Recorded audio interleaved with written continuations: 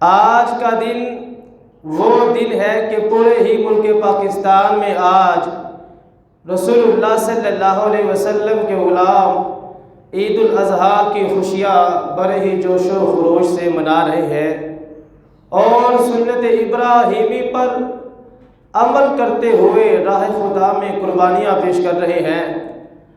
حضرات گرامی، آج کا دن وہ دن ہے جس کے بارے میں رسول اللہ صلی اللہ علیہ وسلم نے ارشاد فرمایا کہ عیدین کے دن اللہ پاک اپنے بندوں کی طرف خصوصی نظر رحمت فرماتا ہے، خصوصی نظر رحمت ہوتی ہے۔ آج کے دن عید الفطر کے دن بھی اور عید الاضحیٰ کے دن بھی رسول اللہ صلی اللہ علیہ وسلم نے ارشاد فرمایا تم عید کی نماز پڑھنے کے لیے نکل جایا کرو، جب تم نکلو گے اللہ کی رحمتیں تم پر برسنا شروع ہو جائیں گی۔ آج کا دن اتنا عظیم الشان دن ہے، 10 ذو الحج کا دن، یوم النحر جس کو کہتے ہیں۔ آج قربانی کرنے کا دن ہے میرے بھائیوں۔ اگر کوئی بندہ لاکھ روپیہ اللہ کی راہ میں خرچ کر دے، صدقہ و خیرات کر دے، کروڑوں روپیہ غریبوں میں تقسیم کر دے، اللہ کو وہ عمل اتنا پسند نہیں ہے۔ اللہ کو زیادہ عمل جو آج کے دن پسند ہے وہ ہے راہ خدا میں جانور کو قربان کرنا۔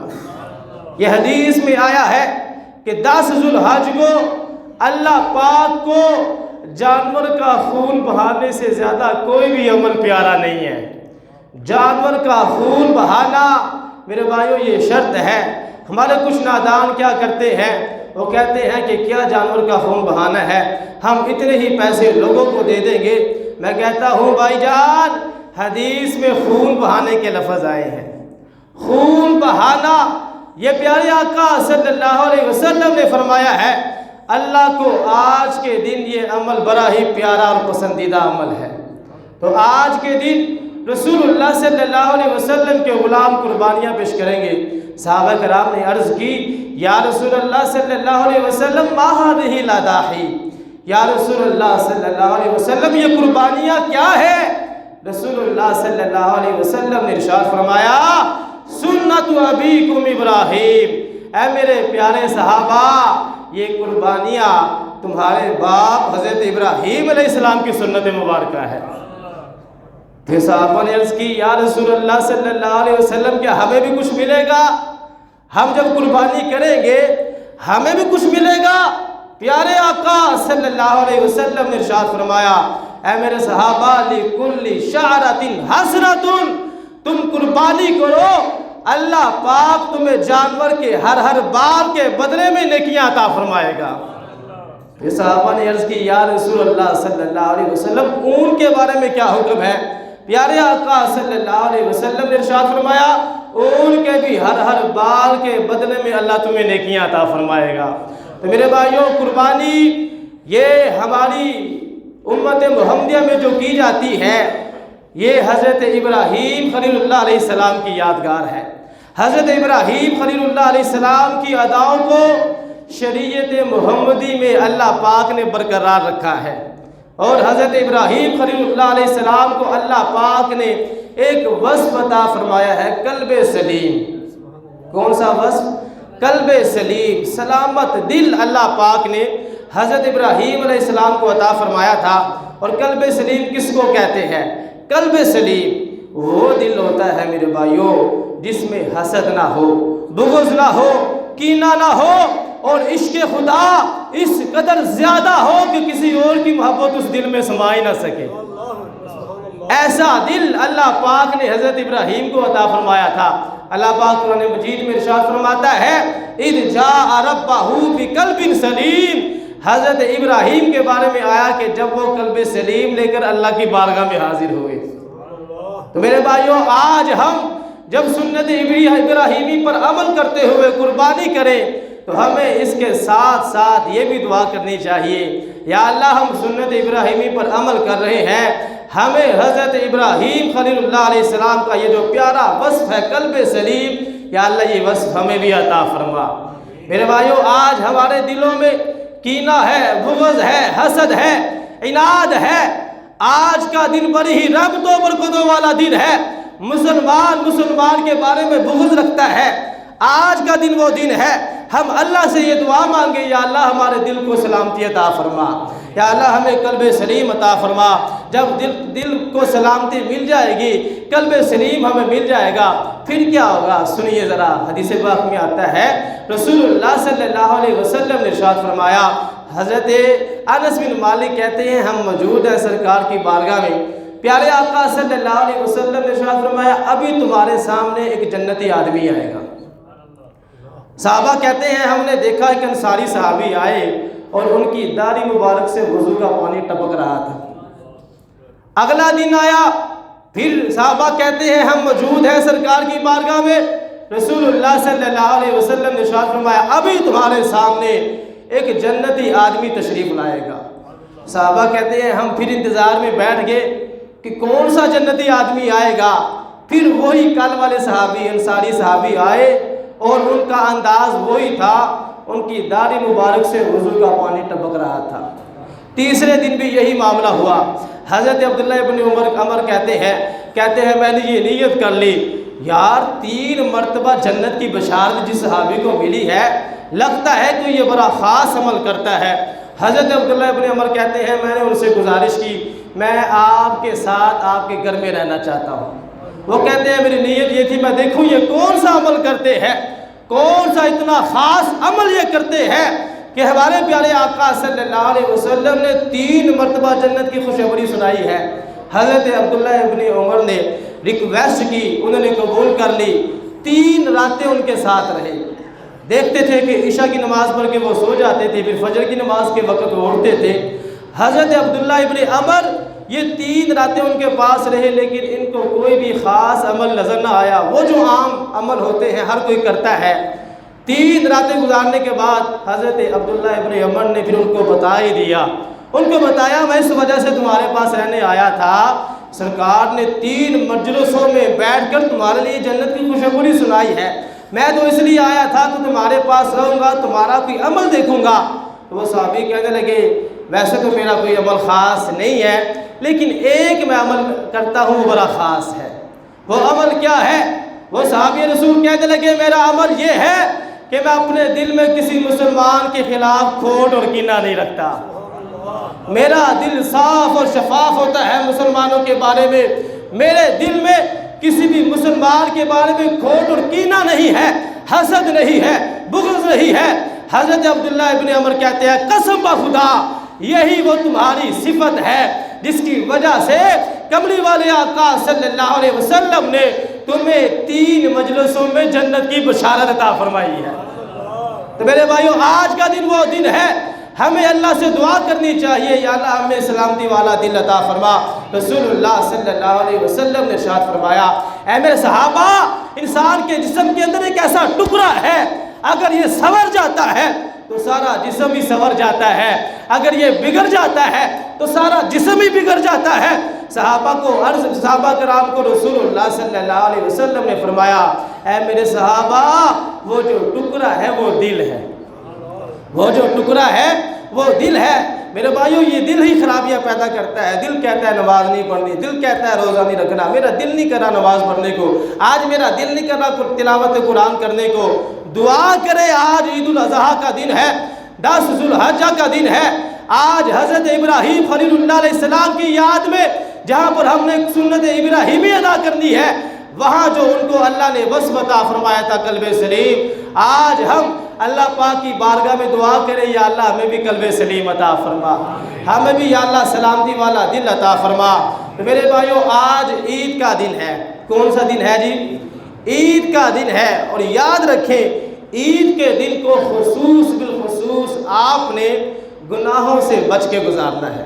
ویسے تو سارے دن ہی بندے کو ایسے گزارنے چاہیے کہ گناہ نہ ہو، لیکن عید کا دن بالخصوص، کیونکہ اس دن اللہ پاک کی رحمتیں نازل ہوتی ہے، یہ بڑا ہی خاص دن ہے۔ علماء کرام فرماتے ہیں عید کا معنی ہے خوشی کرنا۔ عید کا معنی کیا ہے جی؟ خوشی کرنا۔ اچھا پھر خوشی کی 2 قسمیں ہیں، ایک ہے عقل مند کی خوشی، ایک ہے بے وقوف آدمی کی خوشی۔ ایک ہے عقل مند کی خوشی اور ایک ہے سارے بولے بیوقوف کی خوشی۔ اچھا جو بیوقوف خوشی مناتا ہے وہ کھیل کود کر کے خوشی مناتا ہے، یہ بیوقوف کی خوشی ہے، وہ لہو و لعب کرتا ہے، کھیل کود کرتا ہے۔ لیکن جو عقل مند ہوتا ہے وہ اللہ کا ذکر کر کے، اللہ کو یاد کر کے خوشی منایا کرتا ہے۔ میرے بھائیوں، اس سے ہمیں پتہ چلتا ہے کہ آج جو عید کا دن ہے، عقل مند بندہ وہی ہوگا جو آج کے دن کو ذکر اللہ میں گزارے، اللہ کی یاد میں گزارے، اللہ کا ذکر کرے، گناہوں سے اپنے آپ کو بچا کے رکھے۔ جب کوئی بھی بندہ ایسا دن گزار لے گا، سمجھ لے حقیقت میں اس کو عید نصیب ہو جائے گی۔ ایک بزرگ تھے، ان کے پاس ایک بندہ آیا، وہ کہنے لگا بابا جی میں آپ کے ساتھ گپ شپ لگانا چاہتا ہوں۔ ان بزرگوں نے فرمایا کہ آج ہماری عید کا دن نہ، کل آنا۔ وہ شخص واپس چلا گیا، کچھ دنوں بعد پھر وہ آیا، بابا جی میں نے آپ کے ساتھ گپ شپ لگانی ہے۔ انہوں نے فرمایا آج ہماری عید کا دن ہے۔ پھر وہ واپس چلا گیا، تیسری مرتبہ پھر وہ آیا، یہی بات چیت ہوئی، بابا جی نے فرمایا آج ہماری عید کا دن ہے۔ وہ نوجوان شخص کہنے لگا کہ یہ حضور کیا ماجرا ہے، آپ مجھے یہ بتا دیں آپ کی عیدیں ہیں کتنی؟ جب بھی میں آتا ہوں آپ کہتے ہیں آج ہماری عید ہے، آج ہماری عید ہے، آپ کی عیدیں کتنی ہیں؟ ان بزرگوں نے بڑا ہی پیارا جواب ارشاد فرمایا۔ اس جواب میں میرے لیے بھی آپ کے لیے بھی سبق ہے میرے بھائیوں۔ ان بزرگوں نے ارشاد فرمایا او نادان، او لاپرواہ، او بے پرواہ، تو جانتا ہی نہیں مسلمان کا وہ دن جو بغیر گناہ کے گزر جائے وہ عید ہی عید ہے۔ حقیقت میں اصل میں مسلمان کی عید ہے یہ میرے بھائیوں کہ اس کا دن بغیر گناہ کے گزر جائے، بغیر گناہ کے گزر جائے، اس کی اصل میں حقیقت میں عید ہوگی۔ اور عید الاضحیٰ کا جو دن ہے میرے بھائیوں، یہ صرف گوشت بانٹنے کا دن نہیں ہے، یہ صرف گوشت بانٹنے کا دن نہیں ہے۔ بقرہ عید جو ہے یہ گوشت بانٹنے کے ساتھ ساتھ خوشیاں بانٹنے کا بھی دن ہے۔ آپ خوشیاں بانٹیں میرے بھائیوں، آپ غریبوں مسکینوں میں آپ صدقہ خیرات کر کے خوشیاں بانٹیں، اور اپنے ناراض رشتہ داروں سے صلح کر کے خوشیاں بانٹیں، ناراض رشتہ داروں سے صلح کر کے خوشیاں بانٹیں۔ اچھا آپ کے وہ رشتہ دار جو وطن سے دور ہیں، شہر سے دور ہیں، آپ ان کو کال کے ذریعے، واٹس ایپ کے ذریعے آپ ان کو عید مبارک کہہ کے خوشیاں منا لیں، عید کی اس طرح عید کی خوشیاں بانٹیں۔ اپنے گھر میں گلی محلے میں ایک دوسرے کو گلے لگا کر عید مبارک کہہ کر میرے بھائیوں عید کی خوشیاں بانٹیں۔ آج کا دن خوشیاں بانٹنے کا دن ہے۔ اچھا بعض لوگ کیا کرتے ہیں، وہ کہتے ہیں جی میں کسی کو عید مبارک کیوں کہوں، وہ مجھے خود ہی ملنے آئے گا نا، میں پہلے کیوں جاؤں؟ غرور اور تکبر ہمارے اندر اتنا آ گیا ہے، میں پہل کیوں کروں، وہ مجھے ملنے آئے گا۔ میرے بھائیوں آج اپنا یہ ذہن بنا لے، کوئی پہل کرے یا نہ کرے، میں انشاءاللہ اپنے والدین کو، اپنے بہن بھائیوں کو، اپنے رشتہ داروں کو سب سے پہلے عید مبارک کہہ کے عید کی خوشیاں مناؤں گا۔ یہ آپ اپنا ذہن بنائیں، کوئی آپ کے پاس آئے یا نہ آئے آپ خود چلے جائیں، عید کی خوشیاں بانٹیں میرے بھائیوں۔ آج کا دن لوگ راہ خدا میں قربانی کا جانور پیش کرتے ہیں اور اس جانور کو ذبح کرتے ہیں۔ وقت تھوڑا ہے، بس اب میں قربانی کے جانور کو ذبح کرنے کے حوالے سے کچھ باتیں آپ کے سامنے پیش کروں گا تاکہ ہمارے لوگوں کو پتہ چلے کہ ہم کون سا طریقہ صحیح ہے، کون سا طریقہ غلط ہے۔ بڑی بڑی غلطیاں ہم سے ہو جاتی ہیں آج کے دن بھی، وہ غلطیوں کی نشاندہی میں آپ کے سامنے کرتا جاؤں گا۔ قربانی کے جانور کو ذبح کرنے سے پہلے میرے بھائیوں یہ مسئلہ یاد رکھیں، سب سے پہلا جو آپ نے کام کرنا ہے ذبح کرنے سے پہلے جانور کو آپ نے چارہ بھی کھلانا ہے اور پانی بھی پلانا ہے۔ سارے بولے ذرا، جانور کو چارہ بھی کھلانا ہے اور پانی بھی پلانا ہے۔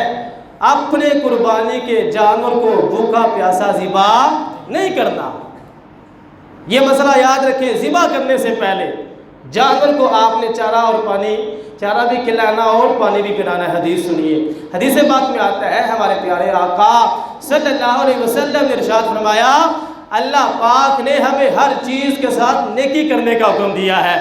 اللہ نے ہمیں یہ حکم دیا ہے اگر تم نے کسی کو قصاص کے طور پہ قتل کرنا ہے تو اچھے طریقے سے قتل کرو، اگر تم نے کسی جانور کو راہ خدا میں ذبح کرنا ہے تو عمدہ طریقے سے ذبح کرو، اور چوری کو پہلے ہی تیز کر لیا کرو، اور جو جانور ذبح ہو رہا ہے اس کو آرام پہنچایا کرو۔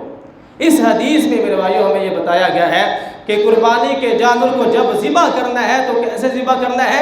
اچھے طریقے سے، عمدہ طریقے سے۔ دوسری بات یاد رکھیں، جانور کو ذبح کرنے سے پہلے جانور کے سامنے چھری تیز نہیں کرنی۔ ہمارے بڑے لوگ یہ غلطی کرتے ہیں، جانور کے سامنے چھریاں تیز کر رہے ہیں۔ چھری تیز کرنی ہے پہلے کر لیں، جس جگہ پر جانور کو ذبح کرنا ہے پہلے وہ جگہ متعین کر لیں۔ یہ سارے معاملات میرے بھائیوں آپ جانور کے سامنے نہ طے کریں، جانور سے ہٹ کے کر لیں، جانور کی نظروں سے اوجھل ہو کر چھری کو تیز کریں۔ حدیث پاک میں آتا ہے، ہمارے پیارے آقا صلی اللہ علیہ وسلم نے ارشاد فرمایا، ایک شخص کے پاس سے گزر ہوا، سرکار نے دیکھا کہ اس نے اپنے پاؤں کے نیچے، ٹانگ کے نیچے بکری کی گردن رکھی ہوئی ہے اور ایک ہاتھ سے وہ چھری تیز کر رہا ہے اور وہ بکری اس چھری کی طرف دیکھ رہی ہے۔ رسول اللہ صلی اللہ علیہ وسلم نے ناراضگی کا اظہار فرمایا۔ میرے بھائیوں سرکار نے اس کو فرمایا، اور تم نے پہلے کیوں نہیں چھری کو تیز کیا؟ کیا تم اس کو کئی موتیں مارنا چاہتے ہو؟ کئی موتیں مارنا چاہتے ہو اس بکری کو؟ تم پہلے کیوں نہیں تم نے چھری کو تیز کر لیا؟ ہمارے لیے اس میں سبق ہے میرے بھائیوں، جانور کے سامنے چھری کو تیز، سارے بولے جانور کے سامنے چھری کو تیز، سارے نہیں بول رہے، چھری کو تیز نہیں کرنا۔ اچھا دوسرا مسئلہ یہ بھی یاد رکھیں، جانور کے سامنے جانور کو ذبح بھی نہیں کرنا۔ جانور کے سامنے جانور کو ذبح بھی نہیں کرنا میرے بھائیوں۔ جانور کو تکلیف ہوتی ہے، جو دیکھ رہا ہوتا ہے اس کو تکلیف ہوتی ہے کہ میرا بھی یہی حال ہونا ہے۔ بس اوقات ایسا ہوتا ہے جو جانور آپ لے کے آتے ہیں، کوئی باپ ہوتا ہے، کوئی بیٹا ہوتا ہے، کوئی ماں ہوتی ہے، اب آپ بیٹے کے سامنے باپ کو چھری پھیرے ہیں، باپ کے سامنے بیٹے کو چھری پھیر چلا رہے ہیں، تو میرے بھائیوں آپ خود سوچیں کہ اس پہ کیا گزر رہی ہوگی۔ ہمیں جانور کو تکلیف دینے سے منع کیا گیا ہے۔ رسول اللہ صلی اللہ علیہ وسلم کی بارگاہ میں ایک شخص، ایک صحابی حاضر ہوئے، عرض کی یا رسول اللہ صلی اللہ علیہ وسلم، جب میں بکری کو ذبح کرنے لگتا ہوں نا تو مجھے بڑا رحم آتا ہے۔ سرکار نے فرمایا تم بکری پر رحم کھاؤ، اللہ تعالیٰ تم پہ اپنی رحمت فرما دے گا، اللہ تعالیٰ تم پر اپنی رحمت فرما دے گا۔ تو جانور کے سامنے جانور کو ذبح نہ کریں میرے بھائیوں۔ اگلا مسئلہ سنیں، اب یہ تو میں نے آپ کو بتا دیا کہ ذبح کرنے سے پہلے والے کام۔ اب ذبح کون کرے؟ ذبح کرے مسلمان صحیح العقیدہ، مسلمان سنی۔ اگر کوئی کافر ذبح کرے گا تو جانور حرام ہوگا۔ اور یہ بات بھی یاد رکھیں، اگر کسی نے ذبح کرنے سے پہلے جان بوجھ کر بسم اللہ نہ پڑھی پھر بھی آپ کا جانور حرام ہو جائے گا۔ لیکن اگر کوئی بھول جاتا ہے، شور شرابہ اتنا ہوتا ہے آپ جانتے ہی ہیں، بھول جاتا ہے، بھول کر اگر کوئی بسم اللہ نہیں پڑھتا پھر آپ کا جانور حلال ہوگا، پھر آپ کا جانور، سارے بولے مسئلہ یاد پھر ہی ہوگا جب آپ بولیں گے۔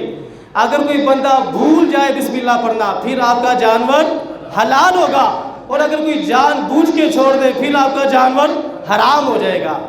اگلا بڑا اہم مسئلہ یہ ذرا سنیں، ذرا ہوتا کیا ہے، ایک بندہ قربانی کا جانور لے کر آتا ہے، اس کو ذبح کرنا نہیں آتا، تو گھر کا کوئی بندہ یا دوست اب آپ کوئی بھی اس کو وہ کہتا ہے یار تم ذبح کر دو۔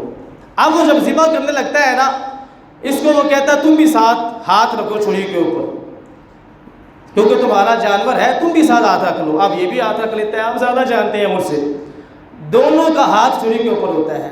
تو مسئلہ یہ ہے میرے بھائیوں، ان دونوں کا بسم اللہ پڑھنا ضروری ہے، ان دونوں بندوں کا بسم اللہ پڑھنا ضروری ہے جنہوں نے چھری کے اوپر ہاتھ رکھا ہوا ہے۔ اگر ان دو بندوں میں سے ایک نے بھی یہ سوچ کر بسم اللہ نہ پڑھی کہ اس نے پڑھ لی ہے میں نے پڑھ کے کیا کرنا ہے، تو وہ جانور حرام ہو جائے گا، وہ جانور حرام ہو جائے گا۔ بہتر طریقہ تو یہ ہے میرے بھائیوں، آپ خود اپنے ہاتھوں سے اپنے جانور کو ذبح کریں، اپنے ہاتھ سے جانور کو ذبح کرنا یہ سنت مصطفیٰ صلی اللہ علیہ وسلم ہے۔ اگر آپ کو ذبح کرنا نہیں آتا پھر بھی آپ جانور کے پاس موجود رہیں۔ سرکار نے بی بی فاطمہ الزہرا کو فرمایا تھا، اے میری پیاری بیٹی فاطمہ، قربانی کے جانور کے پاس کھڑی رہا کرو، اس کا خون کا قطرہ زمین پر گرنے سے پہلے اللہ تمہارے سارے گناہوں کو معاف فرما دے گا۔ تو پاس کھڑے رہنا بھی سنت ہے میرے بھائیوں، یہ مسئلے یاد رکھیں۔ اچھا اگلا مسئلہ یہ تو ہو گیا جانور کو ذبح کرنا، جس کو دعا یاد ہو، انی وجہت وجہی للذی فطر السماوات والارض حنیفا، वमा अना मिनल मुश्रिकीन कुल इन्ना सलाती व नुसुकी व महयाया व ममाती लिल्लाहि रब्बिल आलमीन ला शरीका ला व बिज़ालिका उमिरतु व अना मिनल मुस्लिमीन। ये दुआ पढ़ ले, अल्लाहुम्मा लका व मिनका व बिस्मिल्लाहि अल्लाहु अकबर। जिसको ये दुआएं ज़बानी याद हो वो दुआ पढ़ ले। और ये जब आप जानवर को ज़िबा कर लेंगे मेरे भाइयों, जानवर को लटाने का तरीका भी सुन ले, वक्त मेरा ख़त्म हो रहा है। जानवर को लटाने का तरीका जो हमारे इस्लाम में है, जानवर का जो सर है वो जुनूब की तरफ हो और उसकी जो पुश्त है वो मशरिक की तरफ हो, जानवर का चेहरा किबले की तरफ हो, जानवर को जो ज़िबा कर रहा है, जो उस पर छुरी चला रहा है, उसका चेहरा भी किबले की तरफ हो। समझ आ गया तरीका जी? ये बोला ये जानवर को लटाने का तरीका है, आपने इस अंदाज में जानवर को लटाना है। उसके बाद मसला आ जाता है खाल का। खाल उतारेंगे ना आप, तो खाल उतार के आप खुद भी इस्तेमाल कर सकते हैं, गरीबों को भी दे सकते हैं, किसी तंजीम को भी दे सकते हैं। ये मसला याद रखें कि आप खाल को बेच नहीं सकते, उसको बेचना नाजायज़ है। और सबसे बेहतरीन जो जगह है खाल देने की वो है दावत इस्लामी। आपको चाहिए कि अपनी कुर्बानी की जो खाले हैं आप वो खाले दावत इस्लामी को दें। हमारे चौक में भी कैंप लगता है, यहाँ पर आप अपनी कुर्बानी की जानवर की जो खाले हैं वो जमा करवा दें। ये हो गया खाल का मसला। अगला मसला आ गया गोश्त का। गोश्त के 3 हिस्से करने हैं मेरे भाइयों। एक हिस्सा अपने घर के लिए रख ले, एक हिस्सा फुकरा के लिए और एक हिस्सा रिश्तेदारों और दोस्तों के लिए। ये 3 हिस्से आपने करने हैं। अगर कोई बंदा सारा गोश्त ही अपने घर में रख लेता है तो हम ये नहीं कहेंगे इसने बड़ा नजायज़ काम किया है, ये नहीं हम कहेंगे, ये भी जायज़ है, रख सकता है, शरीयत ने मना नहीं फरमाया। किसी गैर मुस्लिम को मेरे भाइयों आप कुर्बानी का गोश्त नहीं दे सकते, ये मसला भी याद रखें।